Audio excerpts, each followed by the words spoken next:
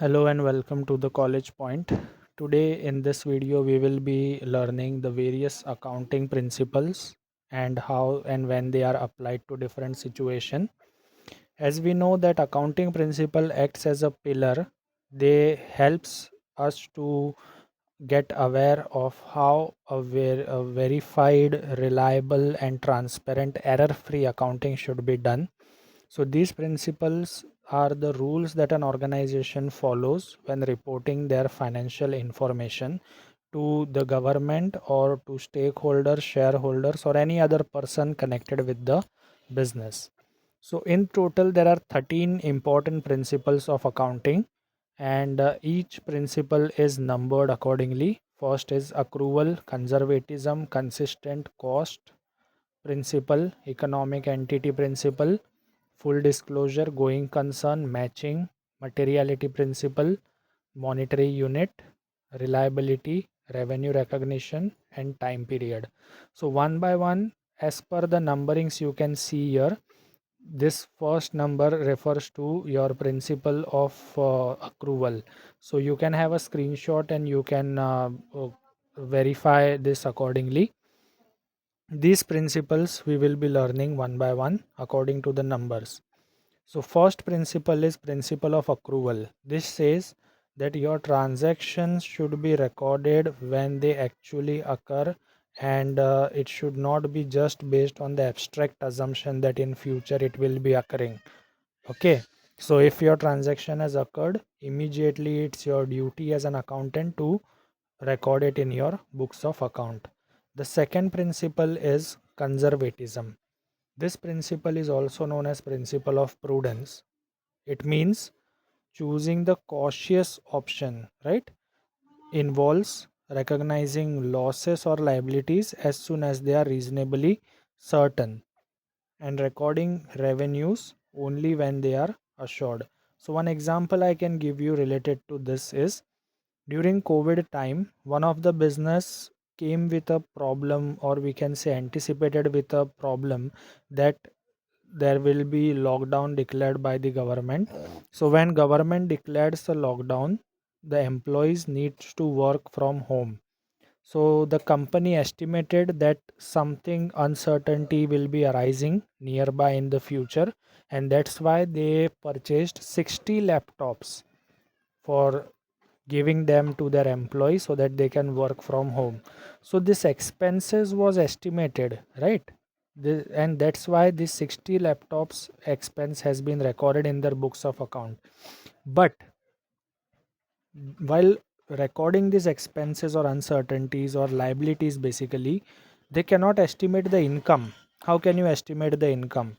So the revenues will be recorded only and when it is actually occurring, but your losses and liabilities should be recorded as soon as they are reasonably certain. So this is your principle of conservatism, or also known as principle of prudence.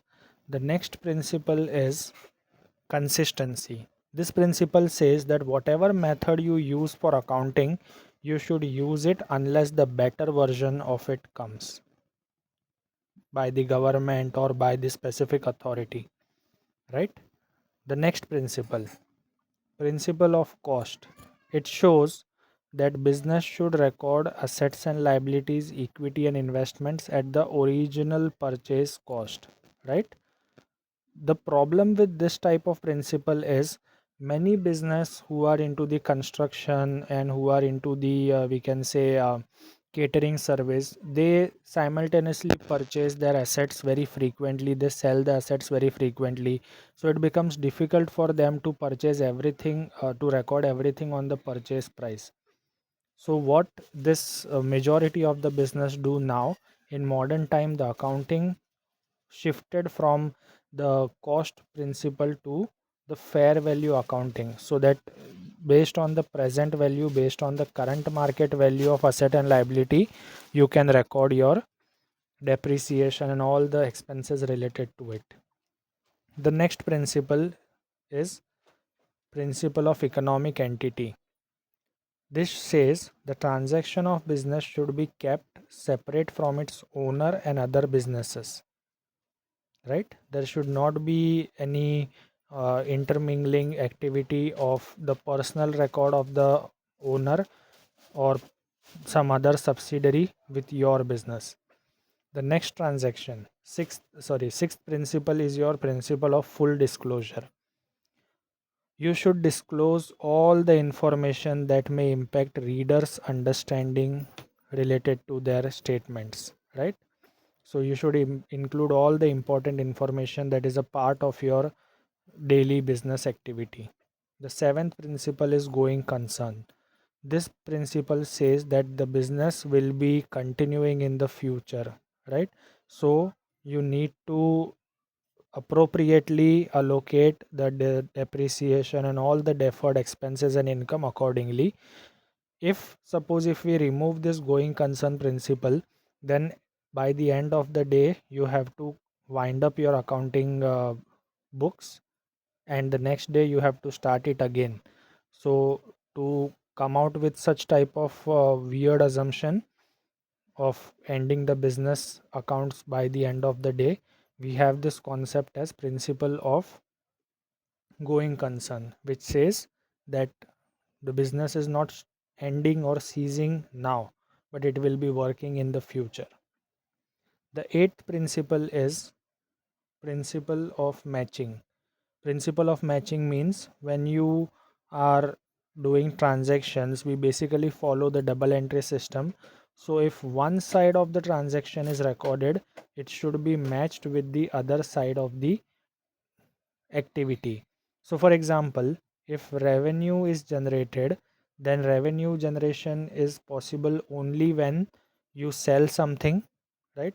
So revenue should be matched with the sales activity done by the business, either of goods or service. The next principle is principle of materiality. Principle of materiality says that financial reports should be accurate and manageable, and it should record all the information that is actually connected with the business and which supports the decision making. You should not include any abstract type of information. The matter should be uh, tangible, or we can say very much observable, identifiable, that it actually happened, and those transactions you need to include in your books of account. The next principle is monetary value. This principle says that business should record transaction that can be stated in unit or currency. So when you sell something, it should be represented in units, and the value of it should be presented in currency, so that you can prepare your fair books of account statement.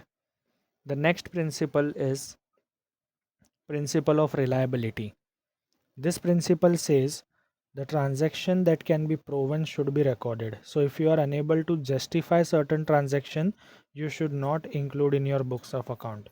If your transaction is very vague or very uncertain, or we can say very historical, you should not include in your books of account, right? For example, the CEO of a company came up with an idea of setting up with new subsidiary, and it estimated that its cost will be around 10 crores. So it is just an idea, it is not a part of your accounting entry, and that's why it is not the part in your books of account. So this principle says that principle of reliability, that everything should be reliable, everything should be based on evidence and the actual transactions that you do. The 12th principle is principle of revenue recognition. Principle of revenue recognition says that based on the performance you do, your earning starts. Your accounting entry should be based on the revenue that is recognized and not when the payment is received. So to understand this, let's have an example. Suppose there are two people, A and B. A is the seller and B is the receiver or purchaser or buyer. There is a contract between A and B based on three terms. So A is selling trucks to B. So to have this transaction, A said that I will deliver your truck to you on this particular date, This is the first part of his contract. Second, he said that I will also ensure that all your documentation is completed. The third part, I will also offer you the first free service. So all these are the part of the contract which is agreed between both the parties. So when it comes to understanding the principle of revenue recognition, the whole transaction between the party is divided into 5 different steps. The first is identifying the contract. So when there is a contract between two party, it should have following attribute. It should be approved by both the parties, right? There is a point of goods and service. There is something exchanged between the parties, payment terms, right? Contract has commercial value. The contract should not just for charity or for the welfare purpose, but for the commercial purpose. And the collection of payment, probable date or the timeline to which the payment will be receivable. So this is the first step. So when A said that I will deliver you all these services, and B said I will pay you a lump sum amount after the completion of all the contracts into our agreement. So the contract is cleared. The first step gets complete. The second step says identifying performance obligation. As we know, the transaction of A and B consist of three obligation, right? So as and when the obligation gets complete, suppose A is able to complete first obligation, revenue is recognized, right? And as revenue is recognized, it is recorded in the books of account. As and when A completes the B obligation, revenue is recognized, and that's why it is to be mentioned in the books of account. Now finally the A completes the third transaction, revenue is recognized, and that's why it forms a part of your books of account. Now performance obligation completed, determining transaction price. This is already discussed between two parties while framing the contract. Allocating transaction price to performance obligation. Each performance has some value. So for example, uh, B says that I will pay you 75 lakh rupees once all the obligation is completed. It means at each step there is some money involved, and as some money is involved, B is in compulsion to pay some specific allocated amount to A. And this is a part of your revenue recognition, that you record everything as and when it is recognized, but not on the day of actual payment. The fifth principle is recognizing revenue in accordance with the performance. So B said that while paying, during the time of payment, B said that I am not in a position to pay you anything. I'll pay you after 6 months. So what? When A will be recording this transaction, A will be recording the transaction as and when it is arrived and not after the 6 month, because this principle says that revenue is recognized and not the payment is received.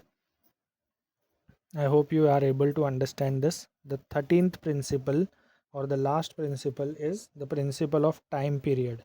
Principle of time period says that you should follow the same timeline every year or every time, so that it helps us to analyze the various trend, and it helps you to analyze the different historical data as and when it is asked for and required.